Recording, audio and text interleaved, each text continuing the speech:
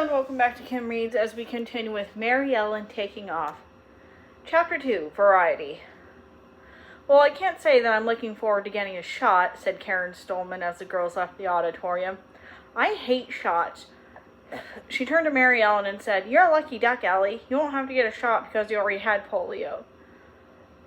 Maryellen didn't exactly think she was a lucky duck. First of all, she wasn't lucky at all to have a terrible illness like polio. Secondly, she actually felt sort of left out because she wasn't getting a shot like everyone else. She wanted to be part of something important and historic, something that was going to change the world for the better. "I won't be getting a shot either," said Carol Turner, another girl in their class. "My mother says vaccinations are dangerous." Carol shivered. "You know, when you get a vaccination, they're putting a dead virus inside you." "Ew," said Karen King. "Now I'm scared to get the polio shot." "Are you kidding?" Maryellen asked in horrified relief. "Finally, there's a shot to protect you from a really terrible disease that can cripple you or even kill you, and you're afraid to get it."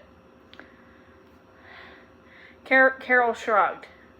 I bet a lot of people think the vaccine is dangerous like my mom does, so they won't get a shot." But, Maryellen sputtered, stunned speechless with outrage. Just then she had a brainstorm. She stopped in the middle of the hallway and announced, "I decided on my birthday party." "It's a movie star party, right?" said Karen Stolman. "No," said Maryellen. "A movie star party seems self-indulgent and frivolous right now." She had thought of a way that her birthday could do something important. "We're going to put on a show, and the point of the show is we'll encourage people to get the polio shot. We'll charge 10 cents admission and send the money to the March of Dimes to help pay for the polio vaccine for poor children." "That's a great idea," cheered Angela, and both Karens agreed. Maryellen was excited and proud. She thought of a way to help Dr. Salk fight polio, and she felt certain that she could figure out a way to wear her bridesmaid dress in her show, too. Maryellen's heart fluttered. Today was the first rehearsal of her show. All the performers, the two Karens, plus Maryellen's sisters Carolyn and Beverly, were sitting on the driveway facing the carport, just the way the audience would be in the real show. Maryellen's two little brothers, Tom and Mikey, were sitting in the driveway too, with Scooter between them.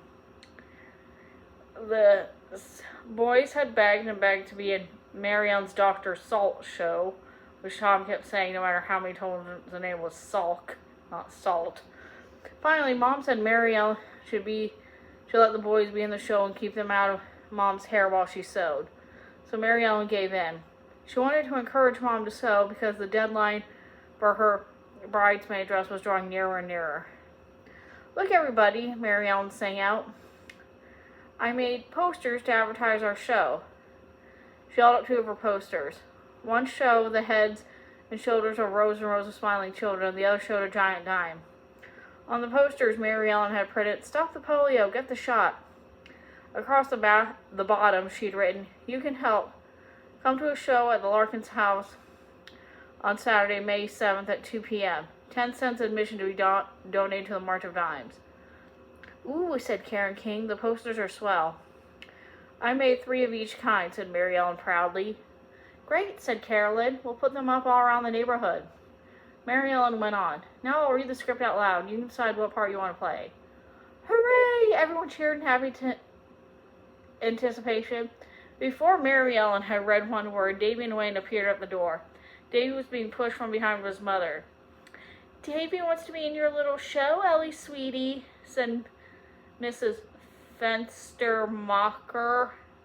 "Your mother called me for some sewing advice and told me all about your show, and I thought it would be the cutest idea.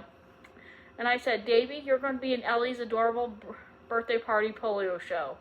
He's shy, but he really wants to. Don't you, hon?" "I guess so," said Davy, with about as much enthusiasm as he'd have for eating a bowl of worms. Maryellen knew he would never have come on his own. All right," she said. She didn't mind Davy being in the show. In fact, she was glad, except that Wayne would tag along as always. Mrs.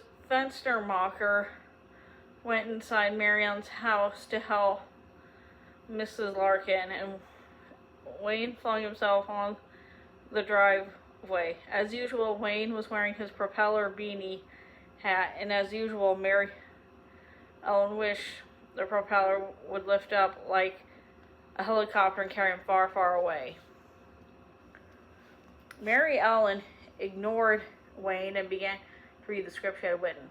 Fighting Polio, Act 1, in Dr. Jonas Salk's laboratory. Maryellen was so proud of her script that she could practically burst. Her show was a musical. She had written different words to the tunes that everyone knew, inspired by the way Angela had changed the words to the Davy Crockett theme song. For example, to the tune of There Was a Farmer, Had His Dog, and Bingham was his name of she had written. There was a very bad disease, and polio was its name, O-P-O-L-I-O, P-O-L-I-O, P-O-L-I-O, and polio was its name, The song was the first act, which was about polio and Dr. Salk's discovering the vaccine. The second act was all about encouraging people to get the polio vaccine shot. To the tune of Old MacDonald Had a Farm, Maryellen had written, Get a shot so you won't catch polio. In both acts, the narrator did all the talking while the actors silently acted out what the narrator was saying. Maryellen was planning on being the narrator herself, of course, so that her bridesmaid dress. As she read her script aloud, she couldn't help noticing that Karen King was playing jacks with Beverly, Wayne was putting on grass on Karen Stolman's hair, and Tom and Mikey looked dazed and glazed. Davy was lying with his hand on Scooter's back, looking up at the clouds, but Maryellen plowed on. When she finally said the end, everyone clapped half-heartedly. Only Wayne clapped hard. I'm clapping because I'm so relieved it's finally over. Listening to that show is about as much fun as getting a shot for polio. No comments from the peanut gallery, Wayne, said Carolyn. She turned to Maryellen and said kindly, The show feels too long, but I think it's just that the driveway is too hard to sit on. People need pillows or beach chairs or something. Well, no offense, Ellie, said Karen King, who was not afraid to be blunt, but I think the play feels too long because it is too long. It needs to be shorter or funnier or something, or people won't like it. I could make it a bit shorter, said Maryellen, trying to be a good sport. I could cut out some of the songs. No, said Beverly, the songs aren't the only good part. Maybe the show just needs more variety, said Angela. In fact, a variety show would be all the better way around, if you ask me, said Wayne. No one did ask you, said Maryellen crossly. Mind your own beeswax. But Karen Stolman said enthusiastically, Variety, that's it. Let's put on a variety show, like the Ed Sullivan Show on TV. We can do different acts, like singing and dancing and juggling and magic tricks. That would be more fun for the audience, said Carolyn. And for us too, said Karen King, because we'll all do what we do, instead of being silent dummies like the narrator drones on. Wait, Maryellen said. She felt as if her show was galloping away from her. But Karen Stolman rose to her toes and did a pirouette, saying, Beverly and I could do ballet. I'll play the piano, offered Carolyn. Angela and I can sing, said Karen King. You can do rope trips, Wayne suggested to Davy, and lasso Scooter. Even Tom piped up. Mikey and I can do a puppet show with our Howdy Doody puppets. What'll I do? Asked Maryellen. No one heard her, so she said again loudly, What'll I do?